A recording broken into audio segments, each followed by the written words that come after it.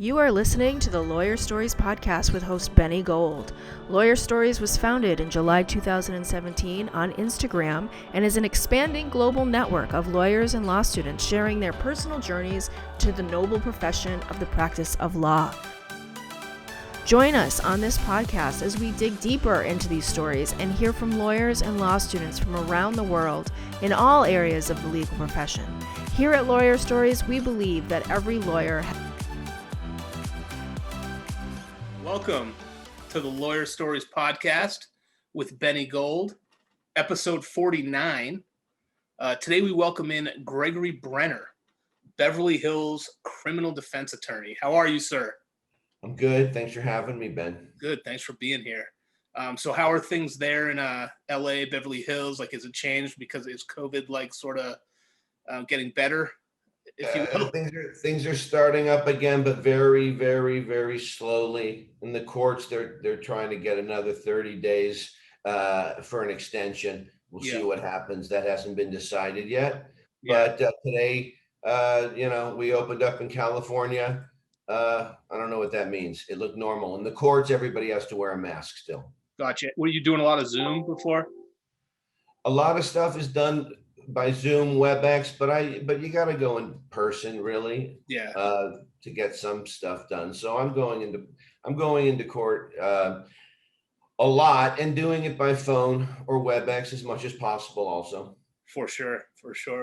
So we're going to be featuring you on the feed very soon. I did read your story. It's very interesting. You definitely start off with an interesting kind of eye-catching piece about your first law school exam. So do you want to tell us a little bit about what happened there? Like you were sitting there and all of a sudden you kind of had a panic attack? I think I went to University of Arizona. I did very well there, and I got into law school, Loyola Law School here in Los Angeles, and I knew a lot of people who were also in my class who were very, very intelligent people that I had known for a long time.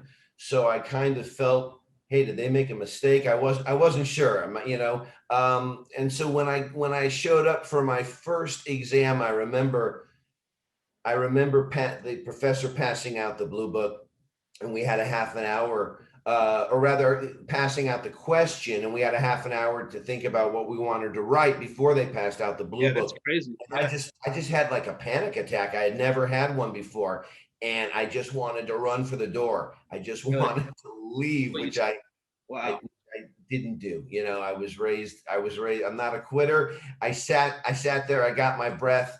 They passed out the blue books. It turned out to be one of my higher grades. Yeah, that's amazing. Contracts. That's what was it? Contracts. Yeah, contracts. That's what. That was like actually my highest. That was like my first A in law school. Too. I think they want to do that to you though. They want to like break you down and then, build you back up. Did they at least give you like a pad of paper to write your thoughts down? Like when they gave you that half an hour time to. I think you were able to write on the piece of paper with the question. Got you. Okay. I remember there was a fellow student in my section, and in Crim Pro with 300 people one day, he asked a question. I didn't even know what he asked. I didn't even understand the question. So I convinced myself, I didn't belong. What am I doing here? I'm a fraud. I'm an imposter. And he never even showed up for second semester law school. And so we learn these amazing lessons along the way about who we are. So like the whole imposter syndrome, that's interesting. I was kind of reading the definition of that the other day, but I bet that guy who asked the question stayed up all night thinking of the question to ask that was going to freak people out, and then he never showed up to school the next semester. So you got to be yourself. It takes I think that's great advice. Takes a long time to learn that, but you got to just be yourself. And hopefully that's good enough. I love that, Greg. So from Greg Brenner, be yourself. I love that, man. That's a great quote. Can we back it up a little bit? So where were you born and raised? I kind of skipped that part. Like, are you a Californian or? Yeah. I'm second generation. Both of my parents were born in Los Angeles, California. Okay. I too was born in Los Angeles, California. Nice. I was raised in Los Angeles and Beverly Hills. Before and after my parents got divorced. and I went to Beverly Hills High School, and I graduated from Uni High. That's amazing. So like, when was it that you said, I need to be a lawyer? Like, this is what I want to do. I was raised, my stepfather, who came into my life when I was 8 years old, and my mom married when I was 10, was a prominent civil bad faith medical malpractice insurance attorney in Los Angeles, in California, and really in the country. And so I got to see up close what it was like running a firm.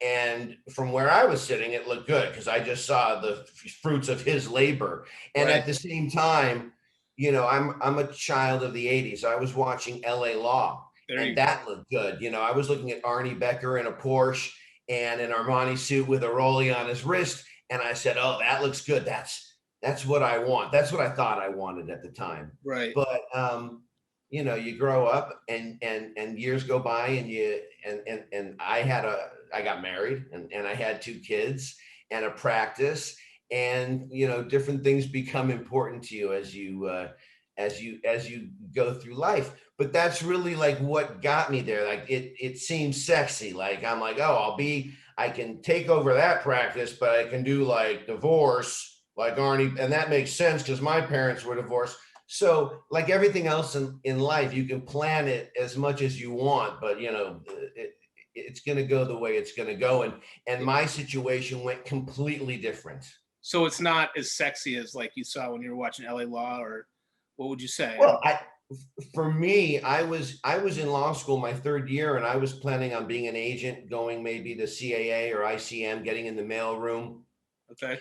And using whatever connections maybe I had to become an agent. I was working at an agency. I was thinking about becoming a below the line agent.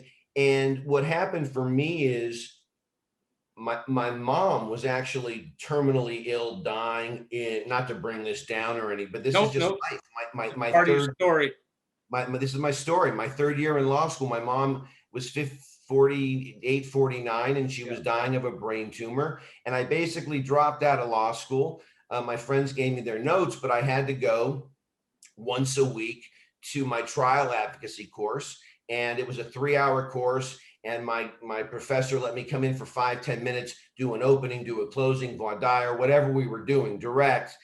And I really didn't care at all about what I was doing. I just went in there, sunglasses on, baseball hat backwards. I didn't care at all. I just went in and did it. And it turns out at the end of that semester, he pulled me aside. He said, you were born to do this. Yeah. And, I'd like your resume. I'd like you to come work with me at the public defender's office. He was a big time public defender at LA County PD's office. And I amateur that class, number 1 in the class. That was my highest grade in law school. Wow.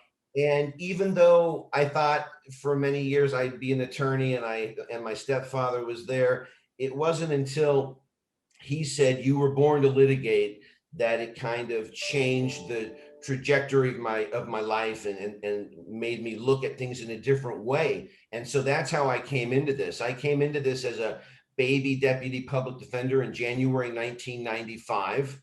And that's how I learned the lay of the land. I was there for over 6 years before I left and opened up my own firm. So that was definitely a turning point for you. Like when he said, your professor, I believe he was an adjunct, you said he was prominent, and he said to you, you were born to do this, and you born to litigate. But you were coming in with like a backwards hat and sunglasses. So at that time, were you kind of shocked he said that, or like what was going through your mind?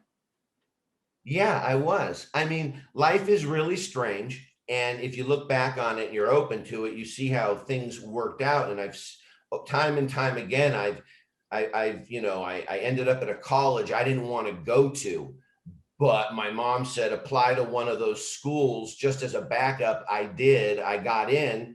I went to U of A, Arizona. I met my wife there. Because of that, I have my family, my 2 children. How did you end up at U of A? That must have been so much fun, by the way. I wanted to go to Santa Barbara. That was my dream school. I had like a 3.5. I was senior class president. I had a good SAT score. I don't know what happened. I didn't get in, but I do believe that things happen for reasons. And I got into Boston, and I was too much of a mama's boy to go that far away. It's far. And I got into USC. and I grew up a Bruin.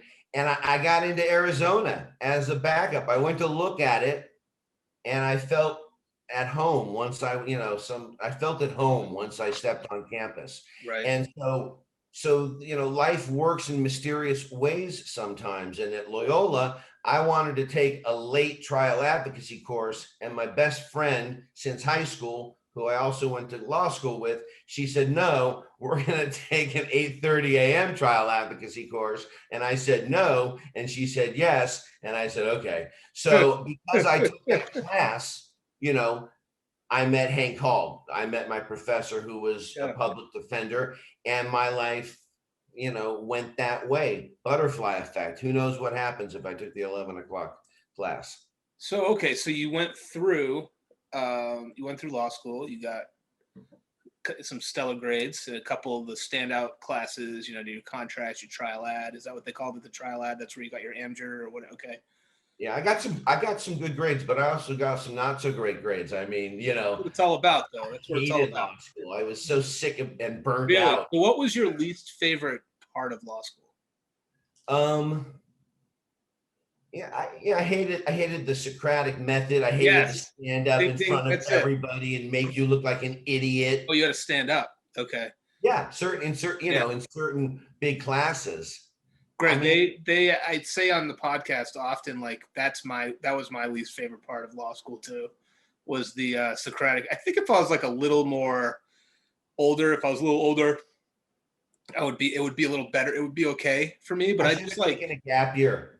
My daughter just graduated from Cornell, and she's about to study for the LSAT. Wow. She wants to go to law school, but she's going to take a gap year. She is. And I wish I did that. I was so done and burnt out and tired of getting into law school. Yeah, I took 1 year off, but I think the kids today, they can't really see it, in hindsight's 2020. They want to go straight through it and do it. Their friends doing that. They don't know the value of learning, I think, the 9 to 5 and the time, because time, I think, becomes one of the most important things you have. They don't realize it yet, though. They don't realize it. They don't. She'll realize that when you don't, you just want to have a memo due, when you have a memo or something written due, and you sit down at 10 and you're like, all right, well, if I want to get done with this by 11 tonight, I better start now. You know what I mean? I just remember that. I remember those days. Yeah. For sure. So that was your least favorite, the Socratic method. You really did. So what was your first, you got the job through the trial advocacy professor. Yeah. So I got the job. I had this job waiting for me. And, I started off as a public defender in January 1995, I think I said. And, that was the greatest experience of my life. And that's really, where I learned to be a lawyer. Right. Some of the best attorneys are public defenders. I'm sorry, say that again. Some of the best attorneys are public defenders, even though we, society sees it differently. Yeah. Really, I mean, that's really where I learned to do what I do. And Now, was this attorney a mentor for you? Did your professor become a mentor for you? Sort of, or not really? No, by the time I got to the office, he moved on to appellate, and now he's a judge. Okay. And I had another mentor, but he's a mentor. He's just someone that came into my life and changed it. The mentor was? No, this. He was okay, but you had another mentor. So would you say that having a mentor is very important? Yeah, I mean, of course it's important. And also I was fortunate to be in the public defender's office, where there's always somebody to go ask a question to. And then you also, then you start to have interns and you start mentoring people. But having a mentor relationship is extremely important. I've always been really lucky to have my stepdad, and I still have him, and he does a lot of mediation and still does some litigation. But mentorship is really important. And I represent a lot of kids, and a handful of them I try to keep in my life and try to give them that type of a relationship when I see them need it so badly. That's awesome. So how many years did you end up at the PD's office? I was there until 2001. I left in the spring of 2001 and opened up my own small firm and, had no idea if I'd be able to make it. And 20 years later, and here I am.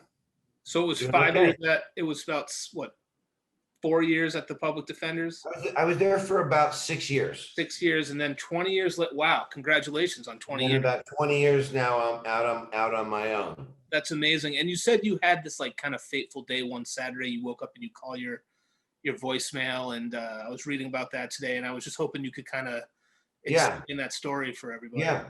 Yeah. Everybody always wants to know like what the greatest attorney thing you've ever done is, And for me, I don't really think it happened in a courtroom or in my office in front of a computer, but for some reason I woke up on a Saturday morning. This was back when you had to call into your office voicemail and Right. and check for messages. I had a client, and the client stole a lot of money from an employer where there was a big trust relationship. And the bottom line is there was a message left for me. My client was committing suicide, wanted me to get the message to find the body so family members didn't find it. There was absolutely no reason for me to be calling and checking in for my messages when I did, but because I did at that moment, I didn't even have an address. I had to go to my office, get the file, get the address, call 911. They got there, busted down the door, and my client was halfway gone or more. Wow. But today my client is a grandparent and happy, and I get a card, and stuff like that is just as important, more important, just as meaningful as saving someone from a stint in prison for something that they didn't do. I mean, a life saved is a life saved. So that's something that stays in my mind a lot, and that I'm proud of. And I don't know why it happened, how it happened, but I just believe that things happen for reasons. Wow. Yeah, that's amazing. So let's shift gears a little to Derek Chauvin case. Sure.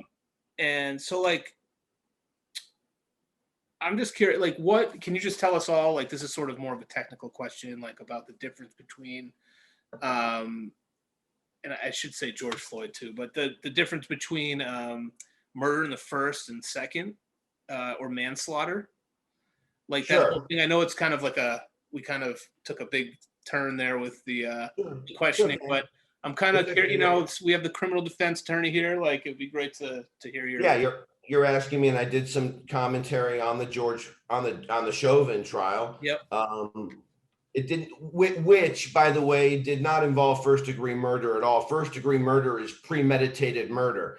Second-degree murder is unintentional murder. In the Derek Chauvin case, it was an unintentional murder caused while he was doing another illegal activity. In that case, it was an assault, a felony assault on George Floyd. They also, and he was also convicted. They also charged, and he was convicted of third-degree murder, which is more of a depraved heart killing. It's done with disregard for human life, if you will. It's a lower standard than second, but it's a higher standard than manslaughter. And manslaughter basically is just, I think of as, to put it in layman's terms, culpable negligence, if you will. And so, yeah, that was a no-brainer, and he went down on all of it. And they're going to be looking for upward departures because of the aggravating factors in that particular case. The fact that it was done in front of children, the fact that he was a police officer, the fact that the victim was particularly vulnerable, et cetera, et cetera. So I think he's going to be looking at quite a bit of time, maybe not 40 years, which is the possibility that you could get, but also maybe not 10 or 12 years in prison, which is the norm. So I'm thinking somewhere in the high teens, 20s. He was just convicted. He wasn't sentenced yet. Correct. Okay. Yeah. Okay. is there a possibility? I mean, can somebody within that time, and I know the criminal defense answer would probably not agree with this, but can somebody within that time form the intent? They make it seem so drawn out. You know what I mean? Like it's like they're between the time he starts and then I don't want to get too much into this, to be honest, but I understand. so the time he starts and then he's there and like there's a lot of things that transgress and he has or transpire rather, and he has people talking to him and he's all these actions and it's really slow-mo the way it's presented and like that to me seems like there could be it could have turned in from one thing where he was trying to restrain him. It could turn into like some sort of intent to really. That would have been a tough hurdle. That would have been a hurdle I don't think they wanted to try to get over. Yeah. And, Okay. You really have to have, it really has to be planned and premeditated. Okay. And, and as bad as that was, as horrific as it was, I'm not sure that it was that. Okay. So moving away from that, well, sort of a relevant question about police. So like as a criminal defense attorney there, Beverly Hills, like what are your thoughts just about police in LA and like just all over the country, like the whole defund the police? Like what is your take on that? Well, the problem with defund the police is the word defund, and it made everybody go in a whole different place. I don't know what the right word is, but change the police would be a good start. Things have to change. This is not a one bad apple in the department situation. Right. This is a systemic problem that we're seeing over and over and over again in departments all over the country. Right. Part of the problem is that unlike a doctor or a lawyer or anybody else, where there's a checks and balances system, where there's a bar, where there's an entity or a body overseeing your actions, that doesn't really happen in policing. It's more in-house, and that has not worked.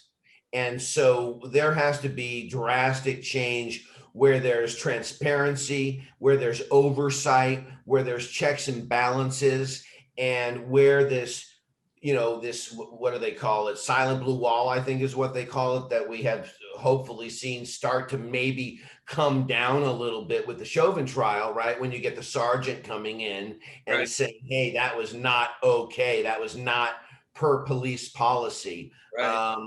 Hopefully we're starting to see some changes.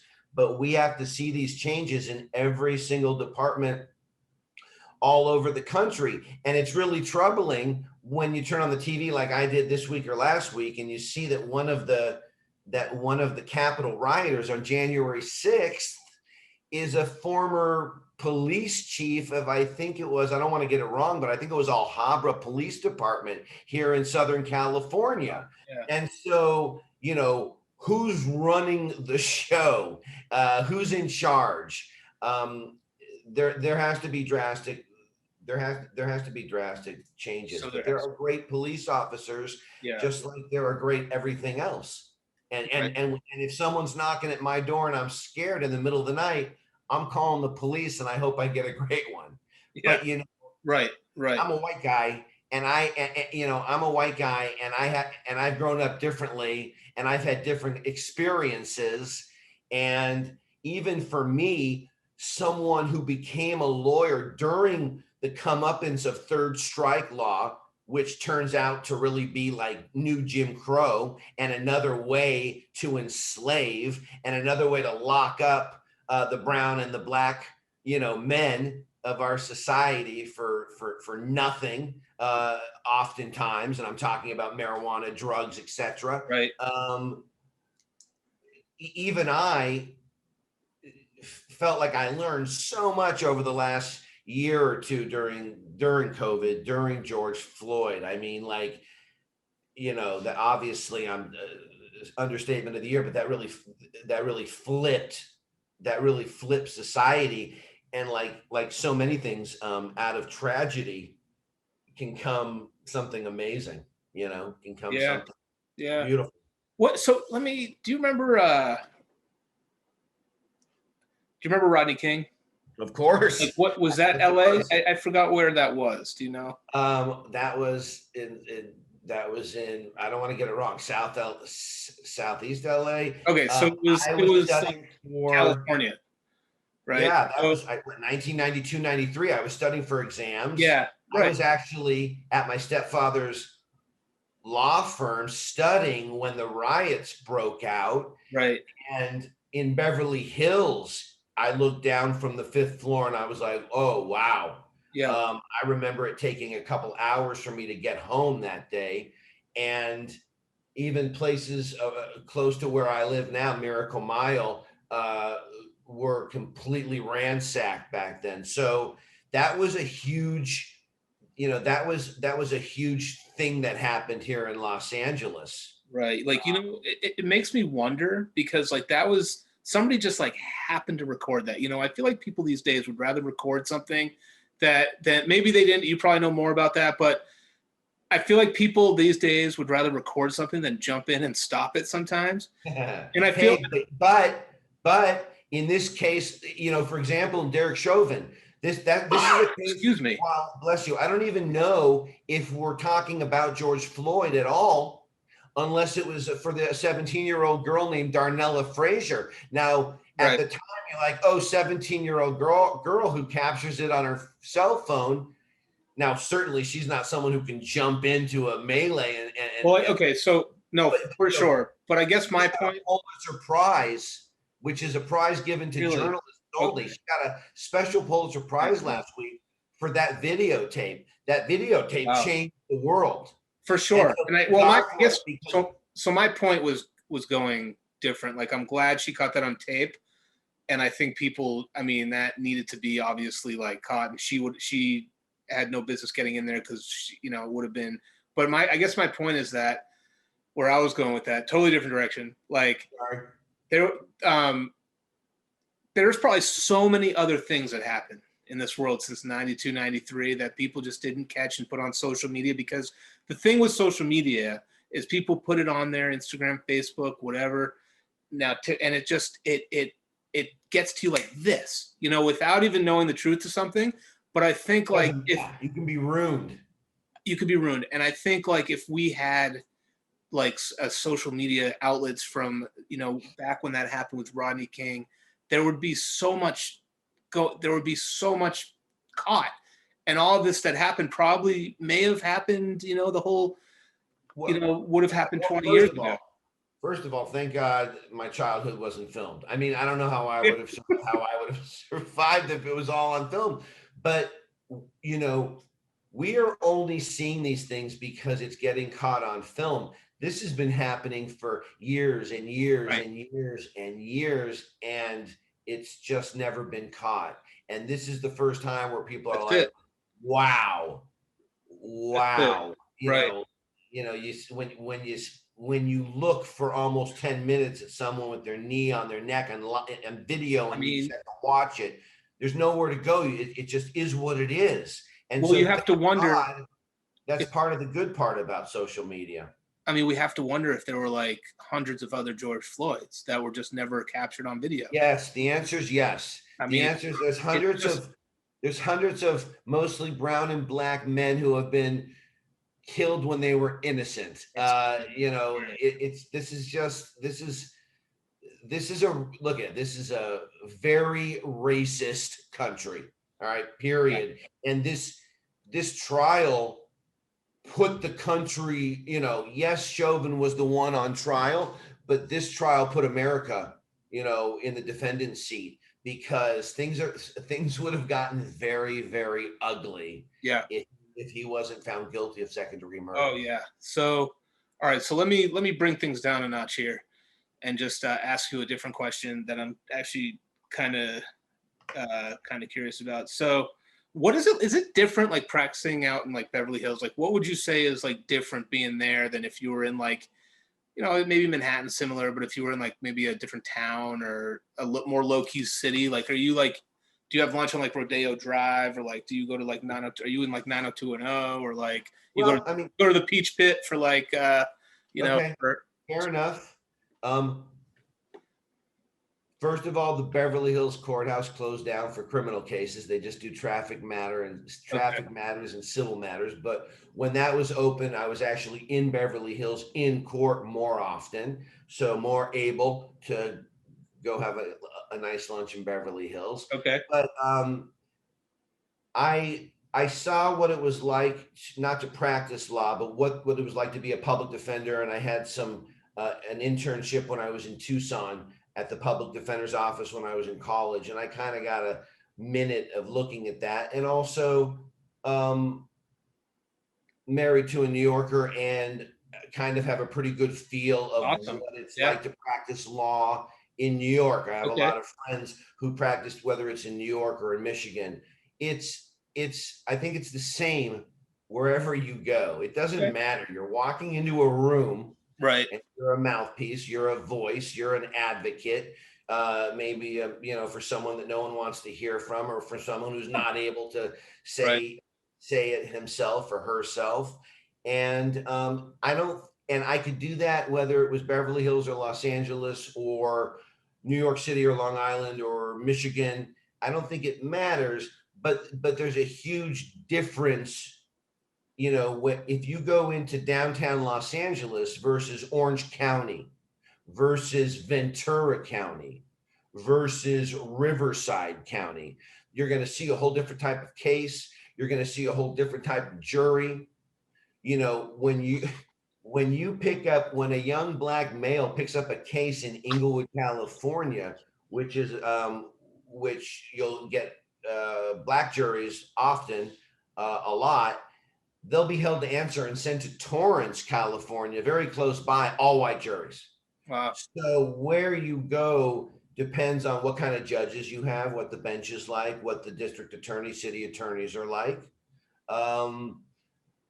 As far as, I went to Beverly High. So, I grew up in 90210, 90212, whatever it was. So I basically more or less, Peach Pit-ish. But that was my favorite show too. But when you grow up here, you're desensitized. It's not like someone coming from Iowa who's on the top of a TMZ double decker. You grow up actually, and you know a lot of people in the industry and kids of people in the industry, and you see that people are just people, and everybody has problems, and so interesting to say the least. Growing up in LA. Okay, so tell us more about your practice. Like, tell us what kind of clients you're working with, and like what cases you're mainly taking right now. I do mostly state. I do some federal. But I do everything. I picked up a case today where my client is so incredibly anxious and nervous, and it's a misdemeanor battery in Van Nuys over a dispute between two women at a supermarket, and did something touch a part of somebody. It's so trivial, but it's so important to my client, and there's a civil suit involved where she's being sued. Really? And so that's, some might say that's nothing. To her, it's really something. Yep. I do murder, attempted murder, carjackings, kidnappings, petty theft, drug stuff, which thank God has really decreased, especially in Los Angeles County with Gascon coming in as the new district attorney and changing things in a lot of ways to more rehabilitative and less punitive. Okay. Making a lot of changes in the juvenile justice system for the better, in my opinion. For example, making a child not able to get transferred to an adult court and tried as an adult on an attempted murder or murder, something like that. But I do a lot of juvenile, a lot of, and really anything and everything. Wow. Okay. But everything and anything within criminal defense. But criminal, I don't do anything civil. So wouldn't the woman who has the battery is there any damages she'd have to show or no? Like, is there no damage? I mean, allegedly right now, there's great bodily injury. It was Oh, filed as a misdemeanor, not as a felony. it was violent. Okay. I saw something today. It was one page of medical records showing there was a torn this, that, or the other, and it was a medical it was it was taken 2 months after the incident. Okay. So a very weak piece of evidence. So Gotcha. All right. All right. can So you great. So you're practicing in Beverly Hills. We're doing criminal defense. So like, where do you see yourself? Where do you see your firm in like 5 years, 5 or 10 years? same place. This is I love what I do. I'm happy. Wasn't always the case, but it's been that way for a long time. It's things are steady. I'm helping people Yep. and changing some lives and making some differences for people. Feels good. To have that, to get that along with a paycheck, and traveling more. I don't know, I guess enjoying myself maybe a little bit Yeah. more because I do nothing but work. And But maybe, my daughter just graduated college. My son's going off to college. nice. Maybe take a vacation once in a while. There you go. But you love being your own boss. Like that's the way it is, sort of. I do. I do. I never, I don't like to regret anything. And certainly you always look back and you wonder, did I make a mistake or would it have been different? But I love being my own boss. Excuse me. I love being my own boss. I love making all the decisions. Yep. Yes, I do. And then having mentors, if I need to talk to somebody, I have plenty of people whose opinions I respect and would be happy to give them to me. So what would your advice be to actually maybe to your daughter or any incoming law students or like younger people who want to get involved in any area of the law or specifically, criminal justice system? I mean, my advice would be really well, first of all, going to law school, if you're fortunate enough to be able to do that, it's a great education, even if you don't want to be a lawyer, for whatever you want to do. So I wouldn't ever tell anybody not to go to law school, but ultimately what happens when you go to law school is you become a lawyer. Right. And that's problematic for a lot of people. And my daughter's 22 and just graduated from Cornell. And I used to dissuade her actually from going the law school lawyer route. But I've been really happy and blessed and enjoying what I do, and she's seen that. She's been doing her own. She is helping people and enjoys doing that, and I think I would never dissuade her from doing that. But what I would tell people to answer your question is kind of like, if you can, make sure that you're going for the right reasons and you're not going because LA Law is a great show and you want to have an Armani suit and drive a Porsche. You sound like I had a professor who used to say that. I mean, I went to law school in Rhode Island. Okay. They were just like, the professor was like, you all think it's wearing an Armani suit and this and that. And that's not what practicing law is like, So. I remember being in law school. I'm like, oh, could I get a job this summer? And maybe Dodger. I'm a huge Dodger fan. Maybe Dodger tickets.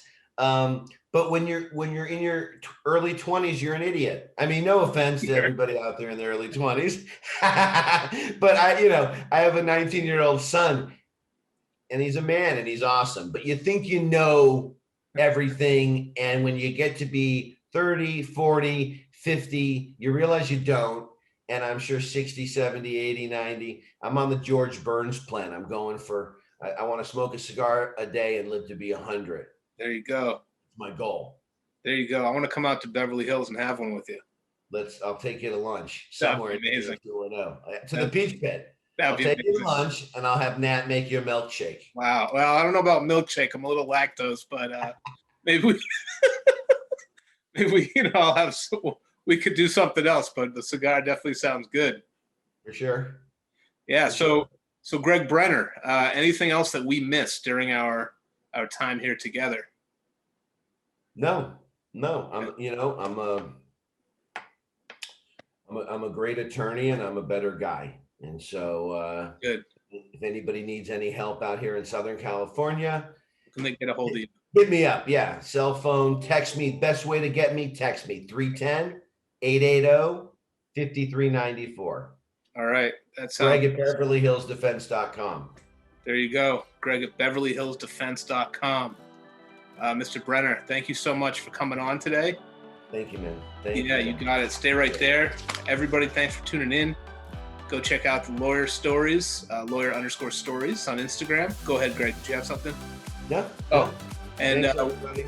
Appreciate it. thank you. Wherever you are in the world today, enjoy yourselves. Cheers.